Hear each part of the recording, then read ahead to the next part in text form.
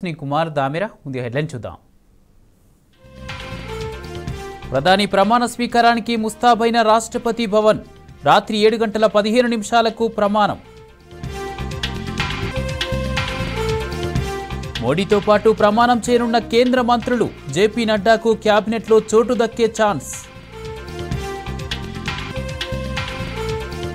సంకీర్ణంలో ఏకపక్ష ధోరణి సాధ్యం కాదు.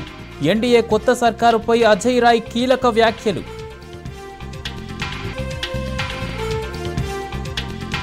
వర్షాకాలం వచ్చినా రైతు బంధు ఇవ్వరా? కాంగ్రెస్ ప్రభుత్వం వ్యవసాయాన్ని ఆగం చేసిందన్న హరీష్ రావు. న్యూయార్క్ వేదికగా రాత్రి ఇండియా పాక్ ఢీ. దాయాదుల పోరు కోసం అభిమానుల ఆసక్తి.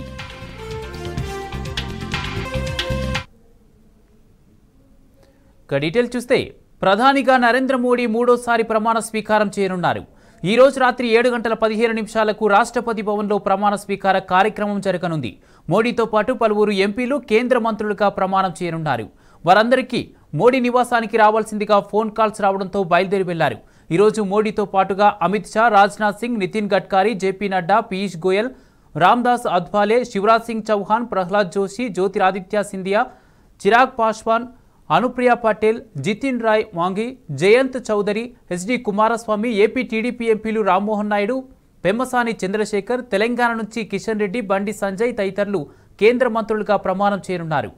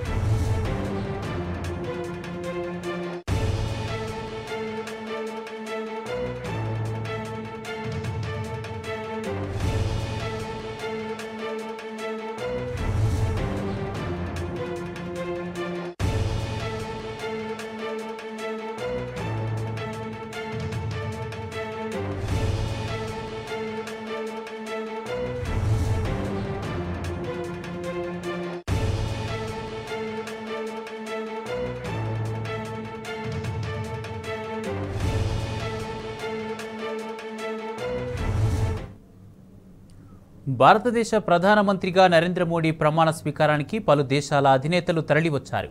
మాల్దీవ్స్ అధ్యక్షుడు మొయిజ్జు, మారిషస్ ప్రధాని జుగ్నాథ్, భూటాన్ ప్రధాని షేరింగ్ టోబ్గే, శ్రీలంక అధ్యక్షుడు రనిల్ విక్రమసింఘే ఢిల్లీకి చేరుకున్నారు. వారికి విదేశాంగ శాఖ ఉన్నతాధికారులు ఎయిర్పోర్ట్లో ఘన స్వాగతం పలికారు. బంగ్లాదేశ్ ప్రధాని షేక్ హసీనా ఇప్పటికే ఢిల్లీకి వచ్చారు. సాయంత్రం జరిగే ప్రమాణ స్వీకార కార్యక్రమంలో వీరంతా గౌరవ అతిథులుగా పాల్గొంటారు.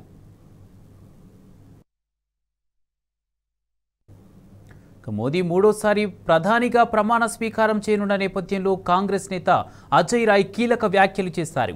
గత ప్రభుత్వానికి పూర్తి మెజారిటీ ఉందన్న ఆయన ఈసారి కేంద్రంలో సంకీర్ణ ప్రభుత్వం కొలువు తీరుతోందని అన్నారు. బీజేపీ ప్రభుత్వానికి టీడీపీ, జేడీయూతో పాటు ఇతర పార్టీలు మద్దతు ఇస్తున్నాయని చెప్పారు. గతంలో కాషాయ పాలకులు చేపట్టిన పనులు, వారి ఆలోచన విధానం వేరని, అదే పోకడతో ఇప్పుడు వ్యవహరించడం కుదరదని ఆయన స్పష్టం చేశారు. బీజేపీకి మద్దతిస్తున్న పార్టీలు భిన్నమైనవని, వాటి సిద్ధాంతాలు వేర్వేరుగా ఉంటాయని అజయ్ రాయ్ వివరించారు. ఇటీవల సార్వత్రిక ఎన్నికల్లో వారణాసిలో ప్రధాని మోడీపై అజయ్ రాయ్ పోటీ చేశారు. जोड़ तोड़ की सरकार बना रहे हैं. पिछली बार की जो सरकारें थी वो सरकार तो स्पष्ट बहुमत की थी. इस बार जोड़ तोड़ की सरकार बना रहे हैं. टीडीपी से अलग इन्होंने लिया समर्थन, जेडीयू से अलग लिया, अन्य दलों से. तो मैं समझता हूँ कि जोड़ तोड़ के प्रधानमंत्री बन रहे हैं. पर जो चीज़ें इन्होंने पिछले दो समय किया है, मुझे लगता है कि निश्चित उस तरीके की चीज़ें आगे जो इनकी जिस तरीके से काम करने की सोच है, मुझे लगता है कि वो नहीं कर पाएंगे. इस नाते क्योंकि जो लोग उनके साथ खड़े हैं वो निश्चित तौर से उनकी सोच अलग है, उनके काम करने के तौर तरीके अलग हैं उनकी। తెలంగాణ రాష్ట్రంలో పరిపాలన పిచ్చోడి చేతిలో రాయిలా మారిందని ఫైర్ అయ్యారు బీఆర్ఎస్ సీనియర్ నాయకుడు డాక్టర్ తాటికొండ రాజయ్య. రేవంత్ రెడ్డి 6 నెలల పాలనలో అభివృద్ధి శూన్యమన్నారు. బీఆర్ఎస్ ప్రభుత్వం ఉన్నప్పుడు ఎండాకాలంలో చెరువులు మత్తళ్లు దూకేవని, ఇప్పుడు రిజర్వాయర్లు అడుగుంటాయని ఆవేదన వ్యక్తం చేశారు. పార్లమెంటు ఎన్నికలు పాలనకు రెఫరెండం అన్న ముఖ్యమంత్రి రేవంత్ రెడ్డి ఎన్నికలలో 8 సీట్లే గెలిచాడని, ఇప్పుడు ఏం నిర్ణయం తీసుకుంటారో ఆయన విజ్ఞతకే వదిలేస్తున్నామని అన్నారు. ఉగాది పచ్చడి లెక్క మిశ్రమ ఫలితాలు వచ్చినాయి. ఏదైతే అల్టిమేటం అంటే రెఫరెండం అనడం రేవంత్ రెడ్డి 6 నెలల్లోనే రెఫరెండం అన్నాడు. వారు అర్థమైందో తెలియదు కానీ 14 నుండి 15 సీట్లు గెలుస్తానన్న రేవంత్ రెడ్డి 8తో సరిపెట్టుకోవాల్సి వచ్చింది. ఆయన సిట్టింగ్ ఎంపీ మరి మల్కాజ్గిరి ఓడిపోవడం జరిగింది.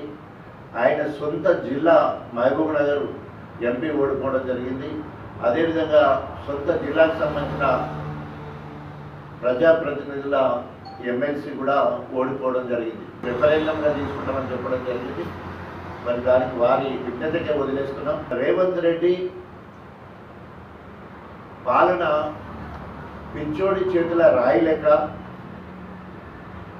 లేదా తుగ్లకు పాలన లెక్క కనిపిస్తూ ఉన్నది. ప్రజలు మార్పు కోరుకున్నారు.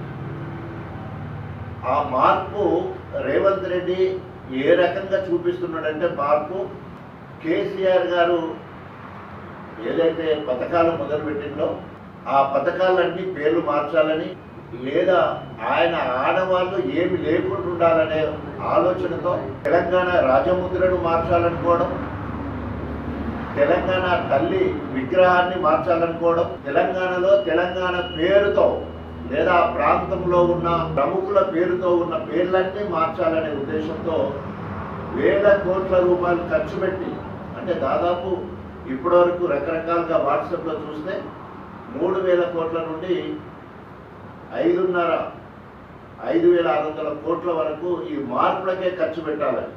ఆఫీసులకు, పార్కులకు, ప్రభుత్వ సంస్థలకు పేర్లు మార్చడం వల్ల ప్రజలకు ఒరిగేది ఏమి కూడా లేదు.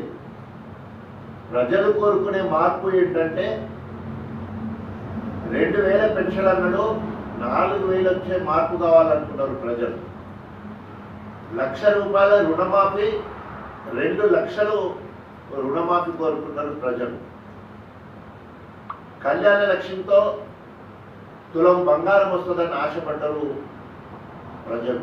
10,000 ఉన్న రైతు బంధు, రైతు భరోసా సంబంధించిన పథకం ఎకరాకు సంవత్సరానికి 15,000 ఇస్తారని ఎదురు చూసిన ప్రజలు. కోరుకున్న మార్పు ఒకటైతే ఈరోజు రేవంత్ రెడ్డి తెలంగాణ అస్తిత్వానికి సంబంధించిన ఆనవాళ్లను మార్చాలని చూస్తూ ఉన్నారు.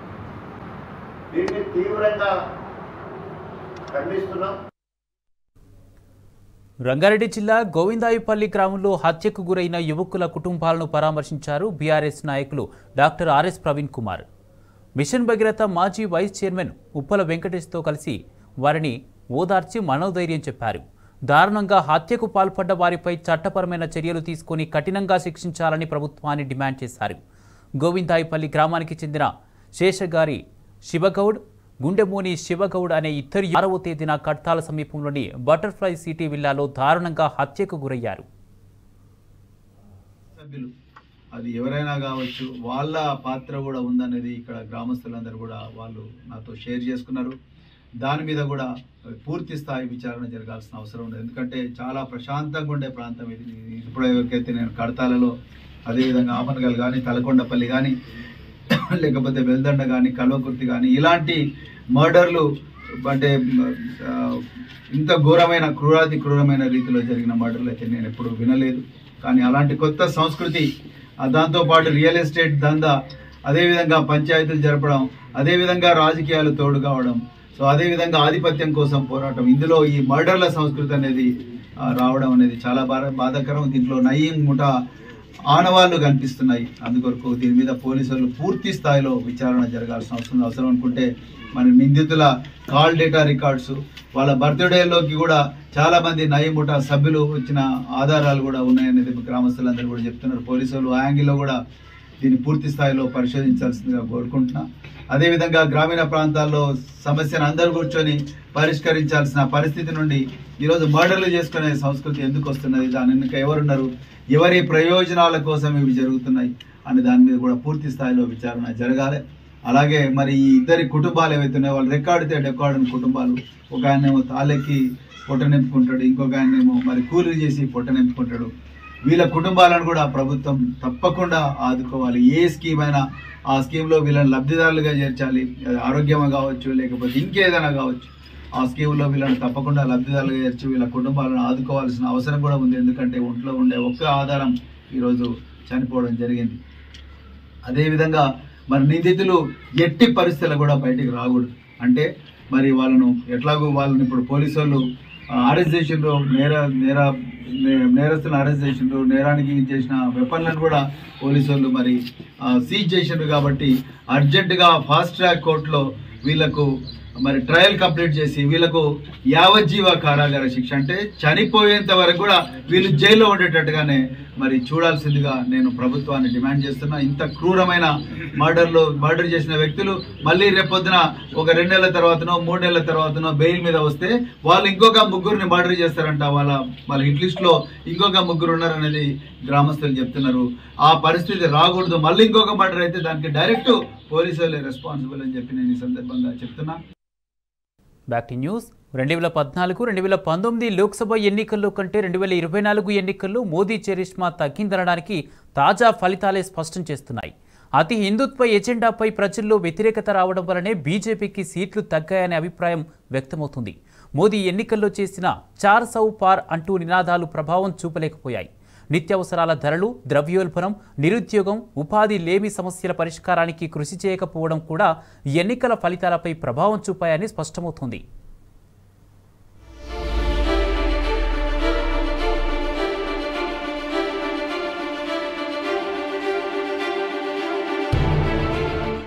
గత 2 లోక్సభ ఎన్నికల్లో సొంతంగా బెంచ్ మార్కు 272ను దాటిన బీజేపీ ఈసారి ఎన్నికల్లో మాత్రం ఆ మార్కును అందుకోలేకపోయింది.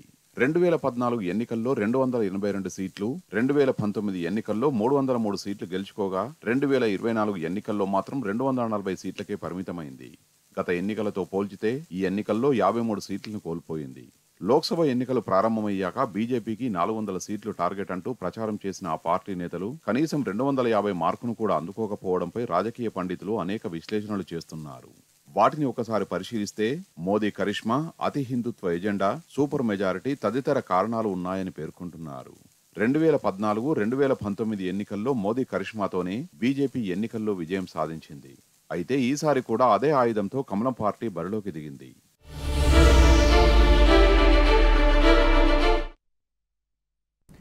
జేఈ అడ్వాన్స్డ్ 2024 ఫలితాలలో భాష్యం ఐఐటి జేఈ అకాడమీ సత్తా చాటింది. ఆదివారం విడుదలైన ఫలితాలలో సాయి యశ్వంత్ రెడ్డి ఓపెన్ కేటగిరీలో ఆల్ ఇండియా 50వ ర్యాంకు, జిష్ణు సాయి ఓపెన్ కేటగిరీలో ఆల్ ఇండియా 62వ ర్యాంకు సాధించి జాతీయ స్థాయిలో విజయకేతనం ఎగరవేశారన్నారు భాష్యం విద్యా సంస్థల చైర్మన్ రామకృష్ణ. ఆల్ ఇండియా 100లోపు 12 ర్యాంకులు, 200లోపు 20 ర్యాంకులు, 500లోపు 51 ర్యాంకులు సాధించినట్లు పేర్కొన్నారు. ర్యాంకులను సాధించిన విద్యార్థులను భాష్యం విద్యా సంస్థల చైర్మన్ భాష్యం రామకృష్ణ, డైరెక్టర్ హనుమంతరావులు అభినందించారు. ఐఐటి అడ్వాన్స్డ్ ఫలితాలు విడుదల చేయడం జరిగింది. మరి మొన్న అనౌన్స్ చేసిన జేఈ మెయిన్స్లో ఆ స్టూడెంట్స్ విష్ణు సాయి యశ్వంత్ రెడ్డి ఇద్దరు 18th ర్యాంకు, 36th ర్యాంకు తెచ్చుకోవడం జరిగినంత మనకు తెలుసు. మరి ఇప్పుడు తర్వాత ఈ అడ్వాన్స్డ్లో ఈ స్టూడెంట్సే సాయి యశ్వంత్ రెడ్డి ఓపెన్ కేటగిరీలో ఆల్ ఇండియా 50th ర్యాంక్ తెచ్చుకున్నాడు. ఓపెన్ కేటగిరీలో అదే డిఫరెంట్ కేటగిరీలో అయితే Sai Yashwant Reddy all India 5th rank సాధించడం జరిగింది. అట్లాగే జిష్ణు సాయి ఓపెన్ కేటగిరీలో ఆల్ ఇండియా 62nd ర్యాంక్ తెచ్చుకోవడం జరిగింది. వీళ్ళిద్దరూ ఐఐటి బాంబేకి సెలెక్ట్ అవుతారు. ఇద్దరు ఈ 100 లోపు 12 మంది ఉన్నారు. అట్లాగే 200 లోపు 20 మెంబర్స్, 500 లోపు 51, 1000 లోపు 86, 2000 లోపు 107, 5000 లోపు 193. మరి ఈ విధమైన మంచి ఫలితాలు అచీవ్ చేయడం జరిగింది మా స్టూడెంట్స్. ఈ సంవత్సరం 10th క్లాస్ రిజల్ట్స్ చూడండి, ఇంటర్ రిజల్ట్స్ చూడండి, నీట్ రిజల్ట్ అయినా, జేఈ మెయిన్ అయినా, అడ్వాన్స్డ్ అయినా అన్ని రిజల్ట్స్ కూడా బ్రహ్మాండమైన స్థాయిలో స్టూడెంట్స్ తెచ్చుకోవడం జరిగింది. మంచి ప్రణాళికతో ఎటువంటి స్ట్రెస్ లేకుండా స్టూడెంట్స్ అందరినీ చక్కగా మార్నింగ్ నుంచి నైట్ వరకు చూస్తున్న teaching faculty, non teaching faculty మరి ఆనంద ఆధ్వర్యంలో మరి స్పెషల్గా టీమ్గా ఫామ్ అయ్యి నీట్గా కరికులం తయారు చేసుకొని మరి ఈ రిజల్ట్స్ తీసుకురావడానికి కారణమైన స్టాఫ్ అందరికీ కూడా నా నమస్కారాలు, ధన్యవాదాలు తెలియజేస్తున్నాను.